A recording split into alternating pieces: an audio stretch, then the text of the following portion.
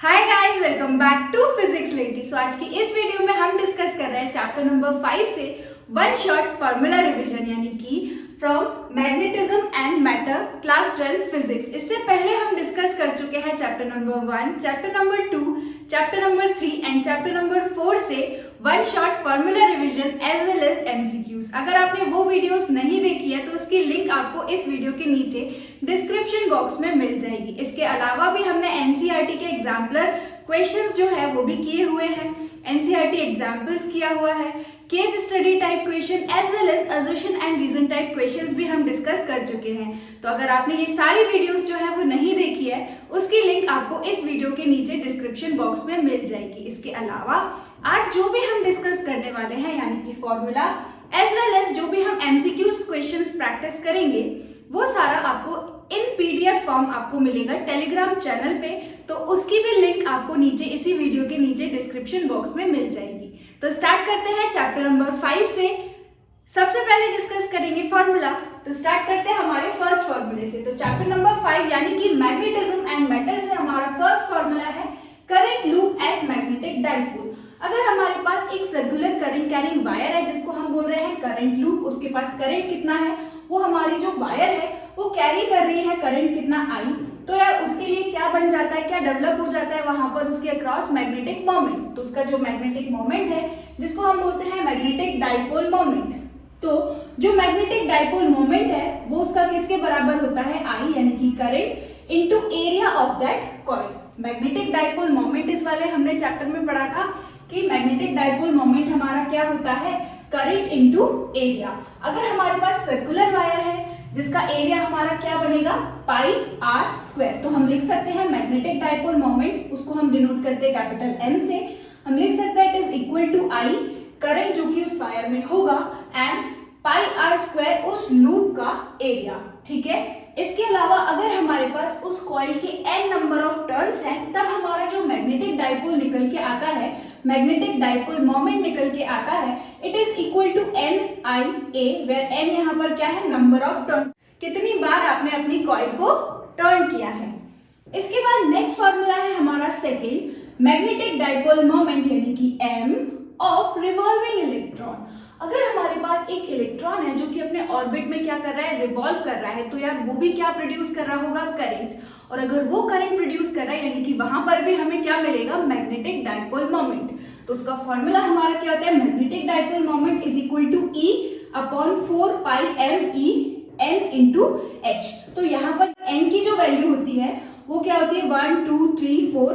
ठीक है। h यहाँ पर हमारा क्या होता है, प्लैंक्स कांस्टेंट। m e यहाँ पर क्या होता है, mass of electron, and e यहाँ पर क्या होता है, बेसिक यूनिट ऑफ चार्ज यानी कि 1.6 into 10 to the power -19 coulomb. अगर यहाँ पर हम n इक्वल टू 1 ले यानी कि हम बात करें अगर स्पेशली हाइड्रोजन एटम की, तो उसके लिए n इक्वल टू क्या आ जाएगा, 1, तब उसका जो मैग्नेटिक मोमेंट होगा it will be equal to E h upon 4 pi m e। इस स्पेशल मैग्नेटिक डाइपोल मोमेंट को हमने नाम दिया है बोहर्स मैग्नेटन। ठीक है, बोहर्स मैग्नेटन हमने नाम दिया है जब हम n इक्वल टू कितना रख रहे हैं, 1, यानी कि हम बात कर रहे हैं मैग्नेटिक डाइपोल मोमेंट किसका, हाइड्रोजन एटम का। तो मैग्नेटिक डाइपोल मोमेंट जो यहाँ से निकल के आता है it is equal to E h upon 4 pi m e। इस पर्टिकुलर वैल्यू को हम बोल रहे हैं बोहर्स मैग्नेटन। ठीक है। इसके बाद अगर हम देखें तो मैग्नेटिक डाइपोल मोमेंट का एक और रिलेशन हमने पढ़ा था, magnetic dipole moment is equal to E v r upon 2। r हमारा क्या होता है, उस वायर सर्कुलर लूप का रेडियस, एंड यहाँ से वेलोसिटी क्या होता है, उस इलेक्ट्रॉन रिवॉल्विंग इलेक्ट्रॉन का वेलोसिटी, एंड E यहाँ पर क्या होता है, it is basic unit of charge, यहाँ हम बोले फंडामेंटल यूनिट ऑफ चार्ज।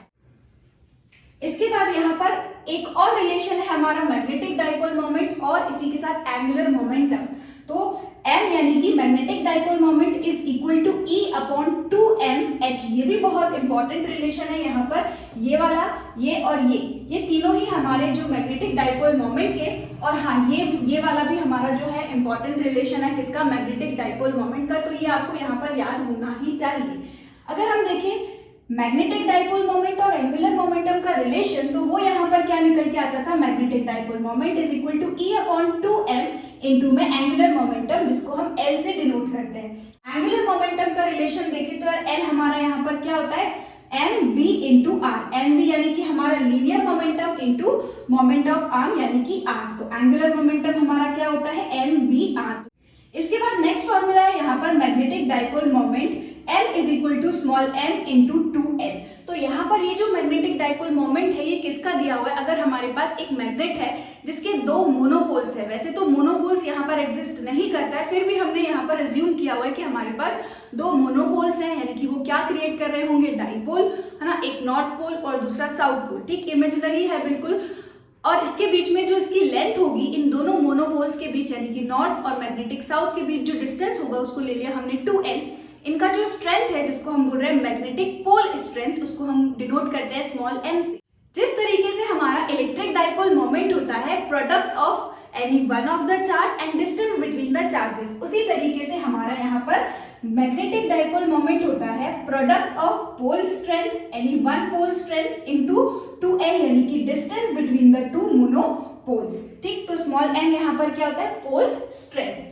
इसके बाद यहाँ पर हम देखें तो 2l हमारा क्या होता है, डाइपोल की लेंथ यानी कि it is a distance between the two monopoles. इसके बाद नेक्स्ट फॉर्मूला है हमारा fourth, force between two poles. अगर हमारे पास दो मोनोपोल्स हैं तो उनके बीच में क्या लग रहा होगा, फोर्स। तो यहाँ पर अगर एक की स्ट्रेंथ कितनी है m1 और दूसरे की स्ट्रेंथ कितनी है m2 और उन दोनों के बीच डिस्टेंस कितना है अगर स्मॉल r, तो यार फोर्स हमारा बिल्कुल एनालॉगस है जो हमने इलेक्ट्रिक फोर्स पढ़ा था, म्यू नॉट, वहां पर k q1 q2 upon r square होता है, यहाँ पर हमारा k m1 m2 upon r square, और k की वैल्यू हमारी वहां पर क्या होती थी 1/4 पाई एप्सिलॉन नॉट, लेकिन यहाँ पर हमारी क्या होती है म्यू नॉट अपॉन 4 पाई। ठीक है, तो फोर्स हमारा क्या निकल के आया, म्यू नॉट अपॉन 4 पाई, m1 पहला पोल स्ट्रेंथ, दूसरा m2 दूसरा pole strength upon r square, it is a distance between the two pole strength.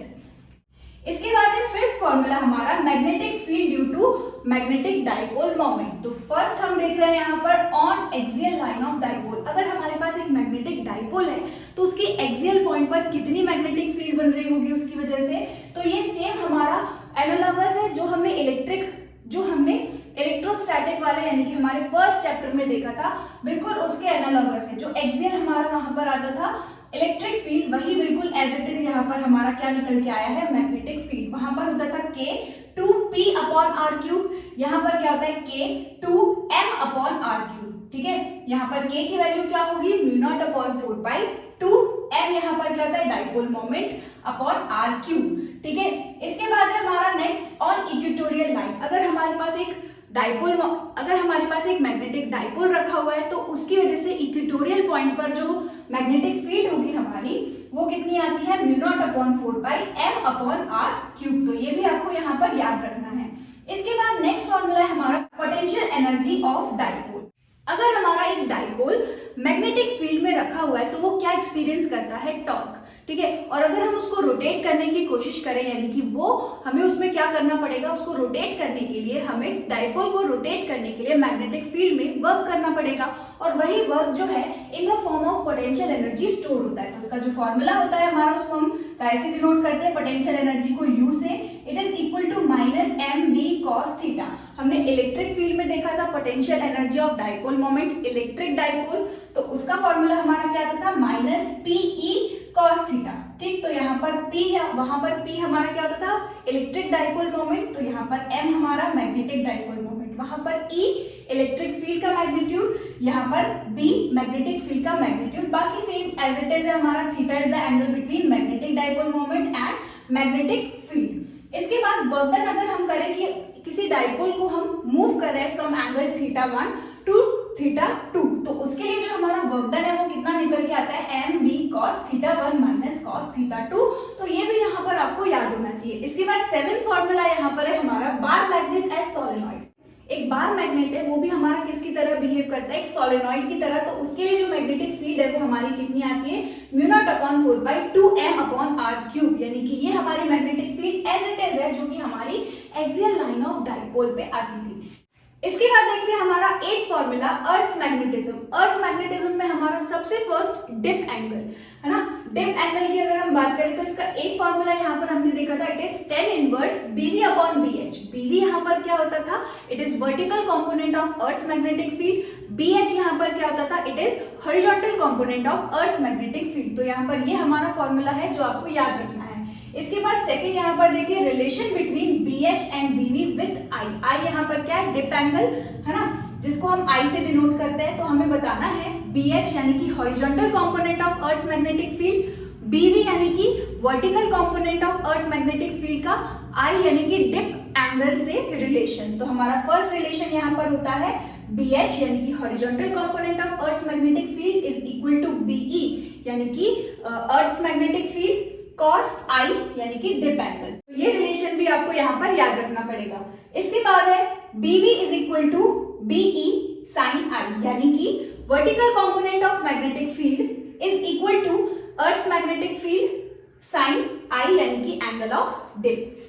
अगर हम इन दोनों इक्वेशन को यहाँ पर सॉल्व करें तब जाके यहाँ से हमारा रिलेशन निकलता है डिप एंगल, अर्थ की मैग्नेटिक फील्ड का horizontal component as well as vertical component के बीच रिलेशन। ठीक है, तो यहाँ से हमारा आता है tan I is equal to BV upon BH। अगर हम इस सेकेंड इक्वेशन को फर्स्ट इक्वेशन से यहाँ पर क्या कर दे, डिवाइड कर दे।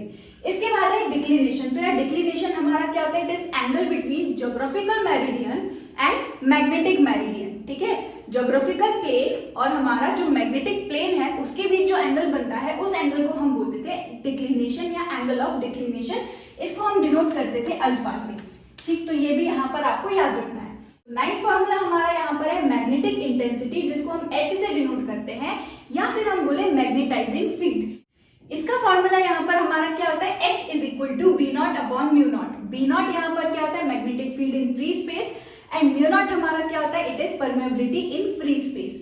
नेक्स्ट फॉर्मूला है हमारा मैग्नेटाइजेशन। तो यार मैग्नेटाइजिंग फील्ड हमारी वो जो एक्सटर्नल फील्ड हम पास कर रहे हैं, मैग्नेटाइजेशन हमारा क्या होता है, it is dipole moment per unit volume. हमारा मैग्नेटाइजेशन क्या होता है, जिसको हम I से डिनोट करते हैं, जो कि होता है magnetic dipole moment per unit volume. एक यूनिट वॉल्यूम में कितना डाइपोल मोमेंट है वो हमारा होता है मैग्नेटाइजेशन। नेक्स्ट है हमारा यहाँ फॉर्मूला जो कि है मैग्नेटिक परमेबिलिटी। तो मैग्नेटिक परमेबिलिटी जिसको हम म्यू से रिप्रेजेंट करते हैं, it is equal to B upon H।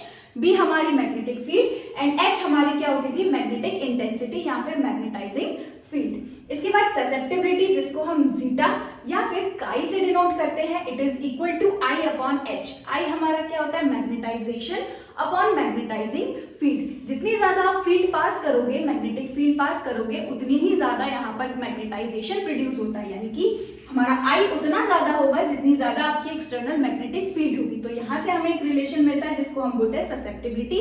Same यही कॉन्सेप्ट हमने इलेक्ट्रिक फील्ड में भी देखा था।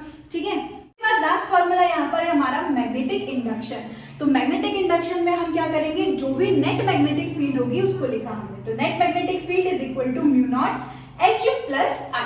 तो H अगर हम यहाँ पर ऊपर से I की वैल्यू पुट करें तो यहाँ से हमारा क्या निकल के आएगा, H इंटू जीटा M। तो यहाँ पर I की जगह पर रखा H इंटू जीटा M और H को हमने निकाल लिया बाहर कॉमन। तो हमारा नेट मैग्नेटिक फील्ड कितना निकल के आया है, mu not into H bracket में 1 माइनस जीटा M। तो ये रिलेशन भी यहाँ पर आप याद रख सकते हो, it is net magnetic field. फिर लास्ट में मैंने यहाँ पर क्या लिखा हुआ है, unit of magnetic field. Magnetic field की यूनिट क्या क्या होती है, tesla, weber per metre square जो कि फ्लक्स से आती है, न्यूटन पर एम्पियर मीटर, ये हमारी force is equal to IPL sine theta वाले फॉर्मूले से निकल के आती थी, and J upon ampere metre square जो है वो हमारी इस फॉर्मूले से यहाँ पर निकल के आती थी। ठीक है, जैसे मैग्नेटिक डाइपोल मोमेंट हमारा जो है वो कितना होता है, एम्पियर मीटर स्क्वायर, यहाँ पर मैग्नेटिक फील्ड की unit and cos theta angle की यहाँ पर कोई यूनिट नहीं है। अगर हम U की यूनिट देखें तो U यानी कि पोटेंशियल एनर्जी की यूनिट क्या होती है, जूल। तो हम लिखेंगे joule upon ampere metre square. ठीक है, तो यहाँ से ये जो मैग्नेटिक फील्ड की यूनिट है ये कहाँ से आई है, इस पोटेंशियल एनर्जी के फॉर्मूले से। ठीक है, यहाँ पर हमने देखा मैग्नेटिक फील्ड के हमारे 4 यूनिट निकल के आ रहे हैं। SI unit tesla, weber per metre square, newton per ampere metre, joule per ampere metre square. तो ये चारों ही यहाँ पर आपको याद रखने हैं, किसी ना किसी तरीके से ये आपसे पूछे जा सकते हैं। ठीक, तो ये रहे हमारे सारे फॉर्मूले मैग्नेटिज्म एंड मैटर से। अब डिस्कस करेंगे इसके बाद हम MCQs from chapter number 5। Question number first है, in hydrogen atom the electron is making 6.6 into 10 to the power 15 revolution per second. around the nucleus in an orbit of radius 0.5 to 8 angstrom the magnetic moment will be। तो अभी हमने formula देखा था magnetic moment का। First question है यहाँ पर हमारे पास एक हाइड्रोजन एटम है जो कि रिवॉल्व कर रहा है ना, और उसका जो रेवोल्यूशन यहाँ पर हमें गिवन है, यहाँ पर हमें फ्रीक्वेंसी गिवन है ना 6.6 into 10 to the power 15 revolution per second. एक सेकेंड में कितने रेवोल्यूशन कर रहा है वो 6.6 इंटू 10 टू द पावर 15, यानी कि यहाँ पर हमें उसकी फ्रीक्वेंसी गिवन है। So frequency is equal to कितना है 6.6 into 10 to the power 15 revolution per second. ठीक है, और यहाँ पर क्या गिवन है, जिस ऑर्बिट में वो रिवॉल्व कर रहा है उसका रेडियस यहाँ पर गिवन है, यानी कि हम लिख सकते हैं small r is equal to 0.528 angstrom. और हमें यहाँ पर बस ये दो चीजें गिवन है और हमें मैग्नेटिक मोमेंट निकालना है। तो यार अभी हमने फॉर्मूला देखा था magnetic moment is equal to EVR/2। अगर हम यहाँ पर देखें तो वेलोसिटी तो हमें गिवन नहीं है, E यानी कि बेसिक यूनिट ऑफ चार्ज वो तो हमें याद ही है, और हमारा जो r है स्मॉल r वो भी हमें यहाँ पर गिवन है जो कि है हमारा रेडियस E हमें गिवन है, लेकिन क्या v यहाँ पर वेलोसिटी हमें गिवन है नहीं। लेकिन यहाँ पर फ्रीक्वेंसी तो गिवन है ना, हमें फ्रीक्वेंसी को भी यहाँ पर यूज करना है, यानी कि अगर हम देखें तो क्या हम इस वेलोसिटी को लिख सकते हैं velocity is equal to r omega, है ना, और ओमेगा इज इक्वल टू हमारा क्या होता है 2 पाई f। तो बस हमें ये सारी वैल्यूज जो है इसमें डालनी है और हमारा जो आंसर है वो निकल के आ जाएगा, यानी कि हम लिखेंगे v यानी कि हमारा वेलोसिटी की जगह पर हम लिख सकते हैं r ओमेगा इनटू में, यहाँ पर अगर हम देखें तो इनटू में और क्या बचा है r/2। ठीक है, अब मैग्नेटिक डाइपोल मोमेंट हमारा किसके बराबर आ जाएगा 1.6 इंटू 10 टू द पावर -90। यहाँ पर हमारा r इंटू r स्क्वायर, इसको हम लिख सकते हैं 0.528 इंटू एंगस्ट्रॉम को हम यहाँ पर लिख सकते हैं 10 to the power -10 metre. r का स्क्वायर हमें यहाँ करना है, यानी कि हो गया स्क्वायर। उसके बाद ओमेगा, क्या इस ओमेगा की जगह पर हम 2 पाई f रख सकते हैं, यानी कि हम लिखेंगे 2 इंटू पाई इंटू फ्रीक्वेंसी यहाँ पर कितनी गिवन है 6.6 इंटू 10 टू द पावर 15, और होल अपॉन में यहाँ पर कितना आ जाएगा 2। ठीक है, तो यहाँ से हमारा अगर हम देखें ये 2 से ये 2 जो है वो कैंसिल, बस अब हमें इस सारी वैल्यूज को यहाँ पर मल्टीप्लाई करना है। मल्टीप्लीकेशन करने के बाद यहाँ से हमारा जो रिजल्ट आएगा it will be approximately 10 to the power -23 angstrom metre square. ठीक है, तो हमारा जो मैग्नेटिक डाइपोल मोमेंट यहाँ से निकल के आएगा it will be approximately 10 to the power -23 angstrom metre square. देखते हैं कौन सा ऑप्शन यहाँ पर हमारा करेक्ट है। ऑप्शन नंबर सी यहाँ पर बिल्कुल करेक्ट है। सो फर्स्ट का हमारा करेक्ट आंसर है ऑप्शन नंबर सी। देखते हैं second question. A short bar magnet has a magnetic moment of, यहाँ पर ऑलरेडी मैग्नेटिक मोमेंट यानी m की वैल्यू गिवन है जो कि है 0.65 joule per tesla. Then the magnitude and direction of magnetic field produced by the magnet at a distance of, यहाँ पर हमें r की वैल्यू गिवन है जो कि है 8 सेंटीमीटर, या फिर हम इसको लिख सकते हैं 0.08 मीटर। ठीक है, and from the centre of the magnet on the axis, यानी कि यहाँ पर हमारा कौन सा वाला फॉर्मूला लगेगा on the magnetic field due to dipole on the axial line वाला, जो कि अभी हमने देखा था, यानी कि हम लिखेंगे magnetic field is equals to μ0/4π2m/r। बस यहाँ पर μ0/4 हमारा क्या हो जाएगा 10 की पावर -7 इंटू में 2, m की वैल्यू ऑलरेडी यहाँ पर हमें गिवन है जो कि है कितनी 0.65 अपॉन में r, यानी कि हम लिखेंगे 0.08 का क्यूब होता है, राइट। सो ये हो जाएगा 0.08 का क्यूब। और सॉल्व करने के बाद यहाँ से जो हमारी मैग्नेटिक फील्ड निकल के आएगी it will be approximately equal to 2.5 into 10 to the power -4, and direction हमेशा कैसा होता है मैग्नेटिक डाइपोल मोमेंट का from south pole of the magnet to the north pole, यानी कि हमारा जो डायरेक्शन निकल के आएगा it will be from south to north. ठीक है, क्योंकि यहाँ पर दोनों ही पूछा है, मैग्नीट्यूड भी पूछा है और साथ साथ डायरेक्शन भी पूछा है, तो मैग्नीट्यूड हमारा कितना निकल के आएगा 2.5 into 10 to the power -4 tesla, and direction हमेशा कैसा होता है मैग्नेटिक डाइपोल मोमेंट का फ्रॉम, जैसे वहां पर इलेक्ट्रिक डाइपोल का कैसा होता था from negative charge to positive charge, वैसे ही यहाँ पर हमारा डायरेक्शन कैसा होता है from south pole to north pole, यानी करेक्ट आंसर यहाँ पर होगा ऑप्शन नंबर बी। इसके बाद देखते हैं हमारा third question. at a certain place the angle of dip is 30 degree and the horizontal component of Earth's magnetic field is 0.5 or state the total Earth's magnetic field in Ørsted is। तो यहाँ पर हमें बताना है कि अगर हमारे पास जो डिप एंगल है वो कितना गिवन है, यानी कि I की वैल्यू हमारी कितनी गिवन है 30 डिग्री एंड यहाँ पर और क्या गिवन है horizontal component of earth's magnetic field हमें कितना गिवन है, यानी कि BH की वैल्यू हमें गिवन है जो कि है कितना 0.50 एंड यहाँ पर हमें कैलकुलेट करना है अर्थ्स टोटल मैग्नेटिक फील्ड यानी कि BE हमें कैलकुलेट करना है। तो हमने पढ़ा हुआ है BH इज इक्वल टू क्या होता है BE cos I, ठीक है। ये अभी फॉर्मूला हमने डिस्कस किया था अर्थ्स मैग्नेटिज्म में, relation between horizontal component of earth's magnetic field and angle of dip, ठीक है। तो ये हमारा रिलेशन होता है। यहाँ से BH हमें गिवन है कितना 0.50 और I की वैल्यू हमारी कितनी है 30, यानी कि हम लिखेंगे cos 30 और इक्वल टू में यहाँ पर हमारा अर्थ्स मैग्नेटिक फील्ड। यहाँ से अगर हम देखें तो cos 30 हमारा कितना होता है √3/2, यानी कि यहाँ से निकल के आ जाएगा 1/√3, ठीक। देखते हैं कौन सा ऑप्शन हमारा यहाँ पर करेक्ट है। सो ऑप्शन नंबर सी यहाँ पर बिल्कुल करेक्ट है। नेक्स्ट क्वेश्चन देखते हैं। The vertical component of earth's magnetic field is 0 at a place where the angle of dip is, यहाँ पर बोल रहे हैं अगर हमारा वर्टिकल कंपोनेंट जो है अर्थ की मैग्नेटिक फील्ड का वो कैसा है 0, तो हमें बताना है एंगल ऑफ डिप वहां पर कैसा होगा। तो यार ये तो बिल्कुल हमारा सिंपल क्वेश्चन है, हमने देखा था tan I is equal to क्या होता है BV/BH, ठीक है। अब यहाँ पर BV की वैल्यू कैसी दी हुई है 0, बोल रहे हैं वर्टिकल कंपोनेंट जो है अर्थ मैग्नेटिक फील्ड वो कैसा है अगर 0, तो यहाँ पर अगर BV की जगह पर हम कितना पुट करें 0, तो यहाँ से हमारा निकल के आ जाएगा tan I is equal to 0, है ना, या फिर I is equal to tan inverse 0 और tan हमारा 0 कब होता है जब I की वैल्यू कैसी हो जाए, यानी थीटा हमारा कैसा हो जाए 0 डिग्री, यानी कि यहाँ पर हमारा जो एंगल ऑफ डिप है वो कितना आ जाएगा 0 डिग्री। सो करेक्ट ऑप्शन यहाँ पर होगा हमारा ऑप्शन नंबर ए। इसके बाद देखते हैं हमारा fifth question.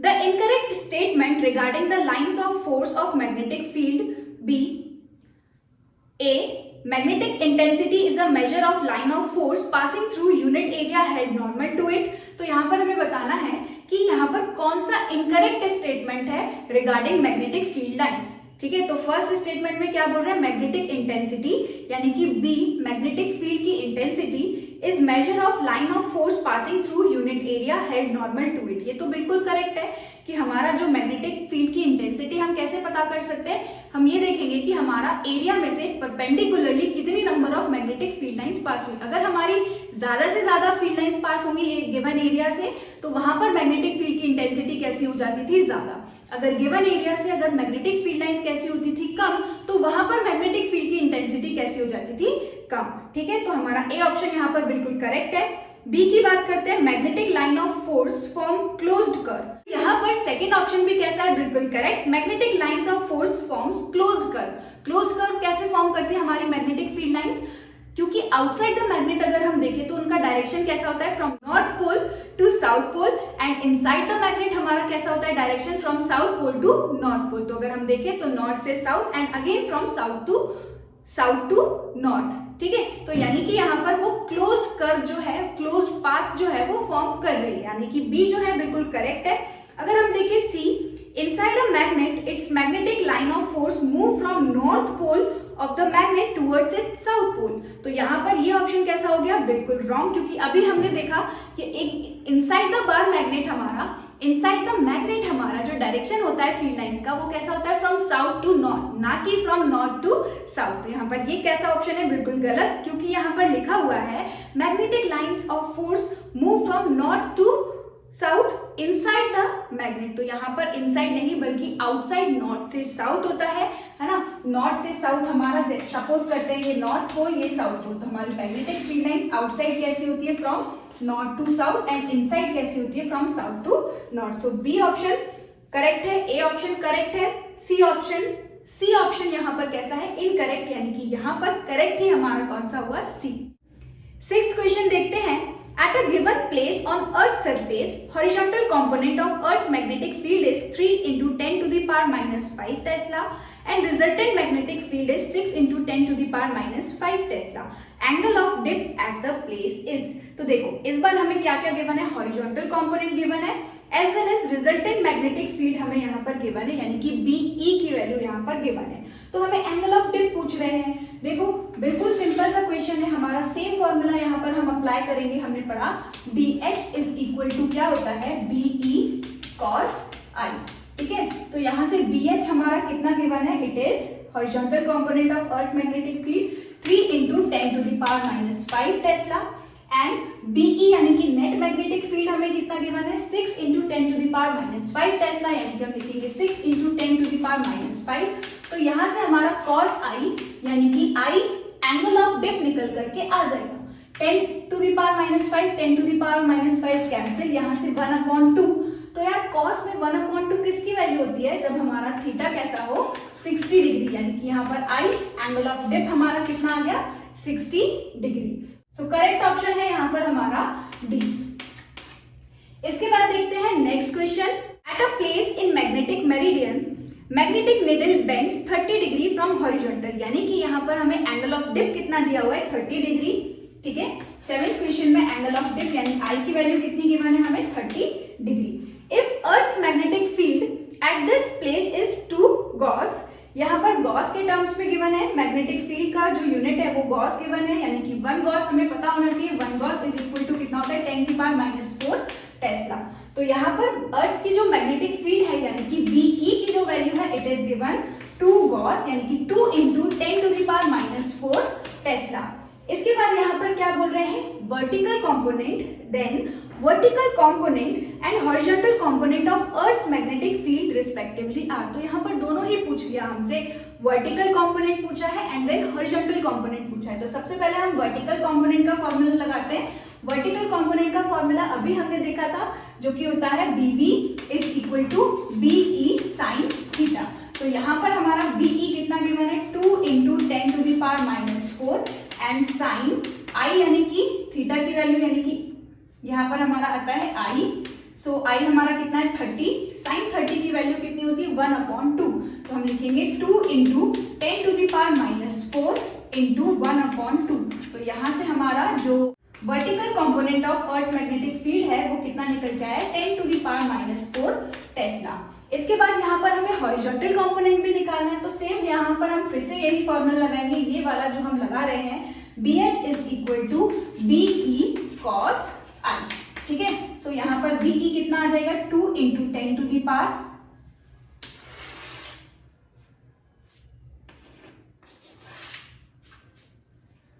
BH will be equal to 2 into 10 to the power -4 into में cos I, यानी कि हमारा I का वैल्यू कितना है, 30, यानी कि हम लिखेंगे cos 30. और cos 30 कितना होता है, √3/2. तो ये हो जाएगा हमारा 2 into 10 to the power -4 into √3/2. ये 2 से ये 2 कैंसिल और हमारा हॉरिजॉन्टल कंपोनेंट कितना निकल के आया है, √3 into 10 to the power -4 Tesla. देखते हैं कौन सा ऑप्शन यहाँ पर करेक्ट है. पहले वर्टिकल कंपोनेंट पूछा, यानी कि पहले लिखा होना चाहिए 10 की पावर -4 और बाद में लिखा होना चाहिए √3 into 10 to the power -4. ठीक है, तो यहाँ पर हमारा जो बी ऑप्शन है वो कैसा है, बिल्कुल करेक्ट, क्योंकि स्टार्टिंग में यहाँ पर वर्टिकल कंपोनेंट कितना लिखा हुआ है, 10 to the power -4 tesla and then horizontal component कितना लिखा है, √3 into 10 to the power -4 tesla. So correct option is B.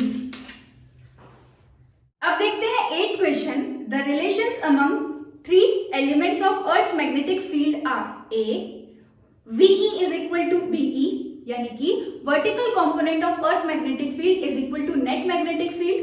तो ऐसा तो नहीं होता है, यानी कि ए ऑप्शन यहाँ पर कैसा है, बिल्कुल रॉन्ग. सेकंड देखते हैं, VE is equal to BE sine I. तो ये तो बिल्कुल करेक्ट है, क्योंकि अभी हमने देखा था VE यानी कि हमारा vertical component of earth magnetic field is equal to net magnetic field of earth and sine I. तो यहाँ पर हमारा ये कैसा है, बी बिल्कुल करेक्ट है. अगर इसके आगे देखें तो हम क्या लिखा है, HE is equal to BE cos I, है ना. तो HE यानी कि horizontal component of earth magnetic field is equal to BE यानी कि net magnetic field and cos I. तो यहाँ पर दोनों फॉर्मूले गिवन है, तो यहाँ पर ये करेक्ट हो गया हमारा ऑप्शन 8 का. हमारा करेक्ट आंसर है ऑप्शन नंबर अगेन बी. ठीक है। 9th क्वेश्चन है यहाँ पर, a bar magnet of magnetic moment M1 is axially cut into 2 equal part. हमारे पास एक बार मैग्नेट है, ठीक है, एक बार मैग्नेट है जिसको हमने 2 इक्वल पार्ट में कट किया, ठीक। तब इसका जो मैग्नेटिक मोमेंट है वो कितना था, M1, ठीक। इनिशियली इसका जो मैग्नेटिक मोमेंट हमें गिवन है, डाइपोल मोमेंट हमें गिवन है, वो कितना है, M1। अब इसको हमने 2 पीसेस में क्या कर दिया, कट कर दिया। If these 2 pieces are arranged perpendicular to each other, अगर हमने इन दोनों पीसेस को कैसा अरेंज किया है, परपेंडिकुलर, मतलब एक पीस ऐसा एंड देन दूसरा पीस कुछ ऐसे, ठीक है। इन दोनों को अगर हमने परपेंडिकुलरली अरेंज किया है तो हमें ये बताना है resultant magnetic moment is M2। तो अब देखो, अब इनका जो रिजल्टेंट मैग्नेटिक मोमेंट होगा वो क्या हो जाएगा, M2, ठीक। और क्या बोल रहे हैं, then the value of M1 upon M2, तो हमें M1 अपॉन M2 का जो वैल्यू है वो यहाँ पर बताना है। तो यार अगर हम देखिए इनिशियली मैग्नेटिक डाइपोल मोमेंट कितना गिवन है, M1। अब क्योंकि हमने इसको 2 इक्वल पार्ट में डिवाइड कर दिया, यानी कि अब हमारा जो नया एक पीस का जो मैग्नेटिक डाइपोल मोमेंट होगा उसको हम लिख सकते हैं M डैश। वो कैसा होगा, M1 का आधा, यानी कि हमारा हो जाएगा M1/2, ठीक है। तो अब यहां से हमारा क्या होगा, एक पीस का जो मैग्नेटिक डाइपोल मोमेंट है वो कितना आ गया, M डैश का, यानी कि M1/2। इसका मैग्नेट इनिशियली ये पूरे कंप्लीट बार मैग्नेट का जो मैग्नेटिक डाइपोल था वो कितना था, M1। अब इसको 2 इक्वल पार्ट में हमने डिवाइड किया, यानी कि इसका भी हमारा क्या हो जाएगा, M1/2, इसका भी क्या हो जाएगा, M1/2। अब इन दोनों को हमने कुछ इस तरीके से रखा है कि इनके बीच जो एंगल है वो कितना हो रहा है, अगर 90 डिग्री इनको परपेंडिकुलर रखा, यानी कि इनके बीच जो एंगल है वो कितना हो गया, 90 डिग्री। तो अगर हम नेट मैग्नेटिक फील्ड यानी कि नेट डाइपोल मोमेंट अब निकाले, यानी कि M2 वो किसके बराबर होगा, under root of M dash का स्क्वायर, इस वाले पीस का, प्लस M डैश का स्क्वायर, ठीक है। तो यहां से ये निकल के आ जाएगा under root of 2 M dash square, ठीक। या फिर अंडर रूट 2 M डैश, और M डैश हमारा कितना है, M1/2, या फिर हमारा जो M2 है वो कितना निकल के आ जाएगा, M1/√2, ठीक है, M1/√2। तो यहाँ पर जो हमारा M2 है, यानी कि नेट डाइपोल मोमेंट का, जब उन दोनों को हमने परपेंडिकुलरली अरेंज किया है तब जो मैग्नेटिक डाइपोल मोमेंट यहाँ से निकल के आया, इट इज M1/√2। हमें यहाँ पर रेशियो निकालना है M1/M2, यानी कि इनिशियली अगर हम डाइपोल मोमेंट देखें तो कितना है, M1/M2, हमारा यहाँ पर कितना है, M1/√2। तो हम लिखेंगे M1/√2, M1 से M1 यहाँ पर कैंसिल एंड √2 जो है वो ऊपर उठ के पहुंच जाएगा, यानी कि M1/M2 यहाँ पर कितना आया है, हमारा √2। देखते हैं कौन सा ऑप्शन यहाँ पर करेक्ट है। ऑप्शन नंबर डी यहाँ पर बिल्कुल करेक्ट है, ठीक है। इसके बाद है हमारा last question, a planar loop of irregular shape encloses an area of 7.5 into 10 to the power -4 meter square and carries a current of 12 ampere. The magnitude of magnetic moment vector associated with the current loop is.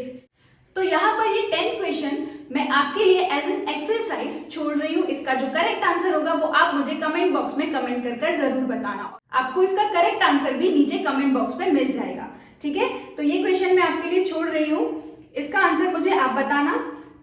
फिर भी मैं आपको यहाँ पर ये question थोड़ा सा explain कर देती हूँ। क्या बोल रहे हैं, हमारे पास एक लूप है जिसका एरिया गिवन है कितना, 7.5 into 10 to the power -4, और उसके पास जो करंट है वो हमारा लूप जो करंट कैरी कर रहा है इट इज 12 एम्पियर। तो यहाँ पर हमें मैग्नेटिक डाइपोल मोमेंट जो है वो कैलकुलेट करना है। मैग्नेटिक डाइपोल मोमेंट का फॉर्मूला हमारा क्या होता है, यानी कि M इज इक्वल टू हमारा क्या हो जाएगा, I into A, ठीक। सो यहाँ पर बस आपको ये सारी करंट की वैल्यू और एरिया की वैल्यू यहाँ पर आपको पुट करनी है और आपका आंसर आ जाएगा। तो ये क्वेश्चन मैं यहाँ पर आपके लिए स्किप कर रही हूँ। इसका करेक्ट आंसर आप मुझे कमेंट बॉक्स में कमेंट कर बताइएगा। तो यहीं पर खत्म होते हैं हमारे आज के MCQs। Thank you so much for watching this video. इसके बाद हम डिस्कस करेंगे चैप्टर नंबर 6 के 1 shot formula revision as well as MCQs। Thank you so much for watching this video.